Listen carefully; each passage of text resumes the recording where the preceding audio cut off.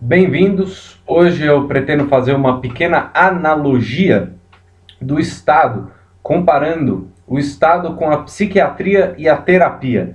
E posteriormente, nós vamos falar, eu vou explicar por que a punição dada pelo Estado, em virtude de um descumprimento das regras então estabelecidas, pode ser considerada a negação da negação. Por que a nossa sociedade pode ser encarada, por que o Estado hoje pode ser encarado como um Estado psiquiatra? Porque o psiquiatra, ele nos diz ele nos diz o que é normal e o que não é normal. E no século XIX, com o surgimento da sociologia, existe uma busca de dizer o que é e o que não é patológico dentro do Estado. Quais são os interesses que devem ser mantidos para que haja a ordem pública? Lembrando que essa ordem pública, esse objetivo da ordem pública do Estado, o primeiro objetivo de qualquer Estado é manter a ordem pública. Depois ele vai fazer o quê? Visar o interesse público. Mas a ordem pública não deixa de ser para o interesse público, mas você precisa ter a ordem. Para qualquer política pública ser efetivada, você precisa ter a ordem. Então, o Estado, para manter a ordem, ele se utiliza, entre outras coisas, dessa psiquiatria, dessa patologia, essa patologização. Ele vai nos dizer o que é normal e o que não é normal. E como que ele vai dizer isso pra gente? É muito simples. Isso está previsto no ordenamento jurídico. O que está no Código Penal, por exemplo, previsto como com punição, é o que não é normal, é o anormal.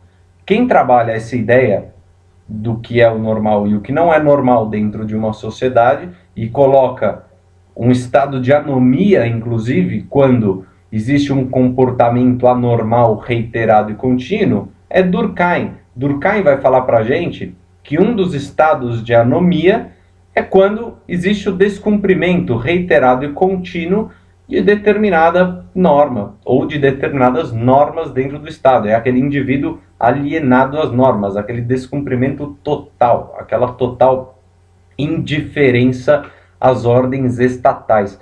E por que o Estado, então, agiria como um psiquiatra? Porque, primeiramente, ele vai nos dizer o que é normal e o que não é normal, pelo próprio ordenamento jurídico. E por que psiquiatra e não terapêutico?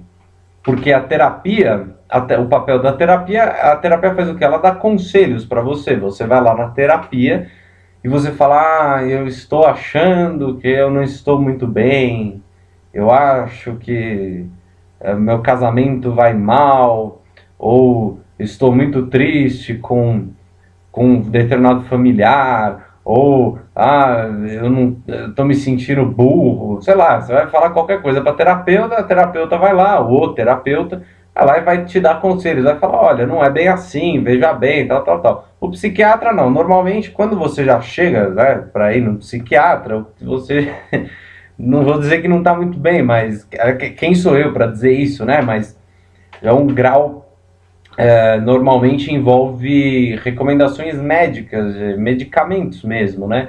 E o psiquiatra ele vai falar, olha, você realmente, ou não, às vezes você vai no psiquiatra, o cara vai falar, você não tem problema nenhum, você está de frescura. Ou o psiquiatra pode virar para você e falar, olha, você precisa tomar esse remédio aqui por um determinado tempo para ver se melhora.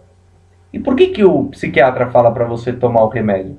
Para você se ajustar aos padrões do que é tido como normal numa determinada sociedade. É por isso que os remédios dados pelo psiquiatra existem, para que a pessoa se ajuste à condição da normalidade, ou melhor dizendo, do que é tido como normal numa determinada sociedade, num determinado momento. E da mesma forma que o psiquiatra faz isso, o Estado também faz isso, porque ele visa a ordem pública. E para a manutenção da ordem pública, então, ele precisa dessa condição de normalidade prevista em lei por ele mesmo, para que todas as pessoas tenham uma convivência mais sadia, mais harmônica. Então, se temos a lei lá que é proibido furtar, é porque furtar é um comportamento que, caso seja reiterado e contínuo por diversas pessoas, provavelmente não vai facilitar a convivência dentro da sociedade. Então, se você cometer um furto, você vai preso.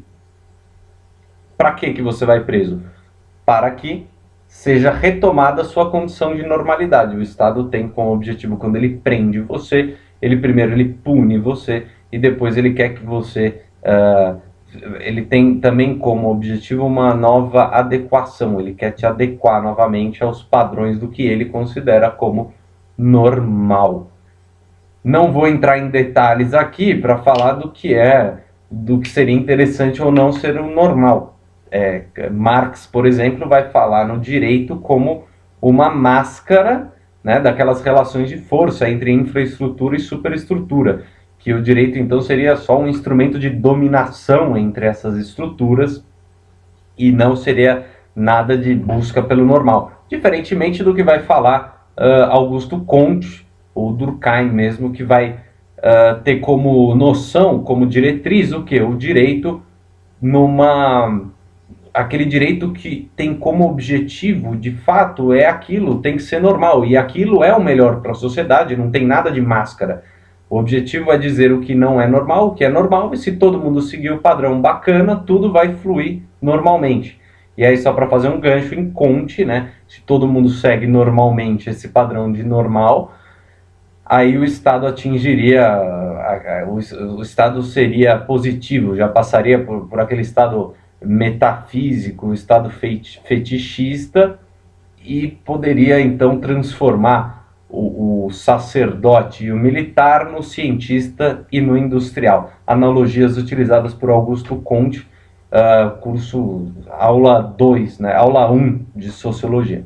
Bom, dito isso, então, acho que deu para entender por que o Estado age como um psiquiatra voluntário, né? Porque ele vai tentar, de fato, falar o que é normal e o que não é normal para que haja uma melhor convivência entre os cidadãos de uma determinada sociedade.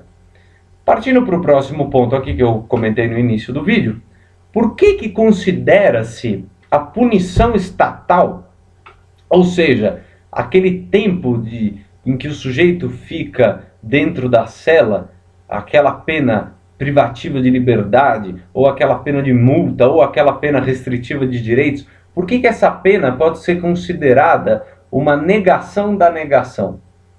Veja, eu vou tentar não utilizar a palavra não. Eu acho que isso ajuda bastante para clarificar as ideias. Num primeiro momento, eu vou dar o exemplo da Blitz, da lei seca. O Estado, então, ele emite uma ordem, ele diz o seguinte para você: dirija sóbrio, né? Dirija sem o uso do álcool, dirija sóbrio. Você, num segundo momento, dirige bêbado, ou seja, você está negando a ordem dele. Se você está anotando, você pode colocar assim: o Estado diz X, você, o indivíduo, vai lá e faz não X, menos X.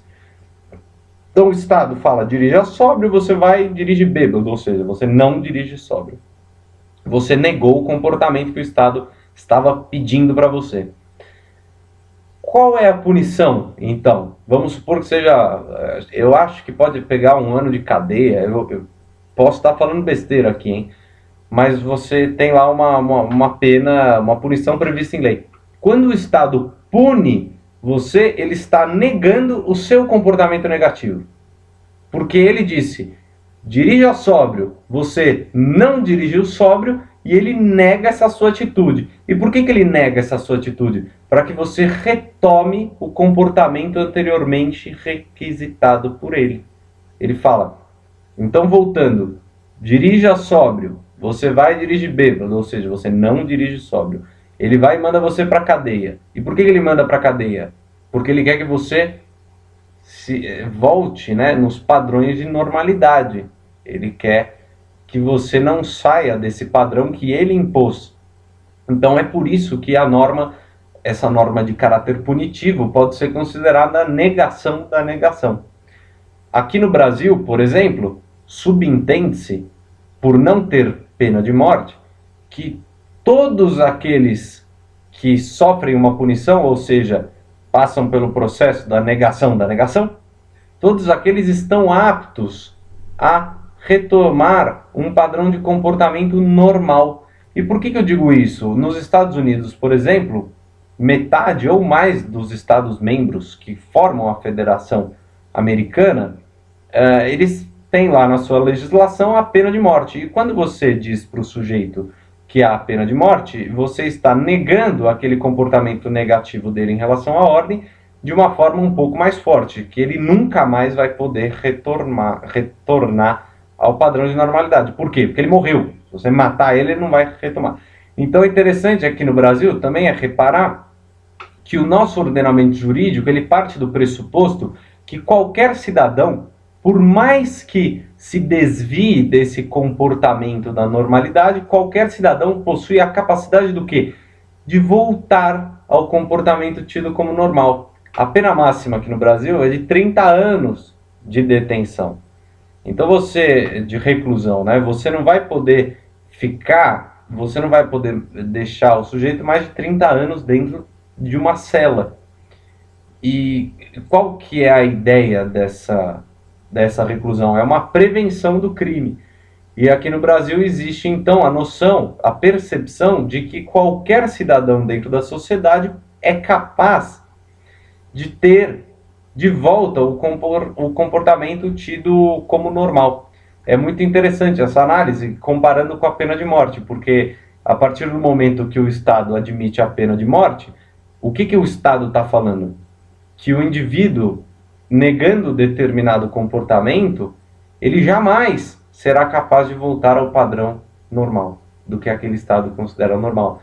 E aqui no Brasil, diferentemente de outros países que admitem a pena de morte, aqui no Brasil o ordenamento jurídico entende que todo mundo, por mais que erre, o máximo de tempo que pode passar dentro da cadeia é 30 anos. Então, se o sujeito passar 30 anos dentro da cadeia, ele ainda vai ter uma oportunidade para voltar para a sociedade e provar para o Estado que ele não está fugindo daquele comportamento tido como normal, previsto em lei como normal. E o previsto em lei como normal é tudo aquilo que não é punido por lei. Eu espero que você tenha entendido o conceito do estado psiquiatra, que é aquele estado que vai dizer o que é patológico e o que não é, visando a ordem pública, e também espero que tenha entendido o conceito de que toda punição dada pelo ordenamento jurídico é uma negação da negação. Muito obrigado pela atenção e até o próximo vídeo.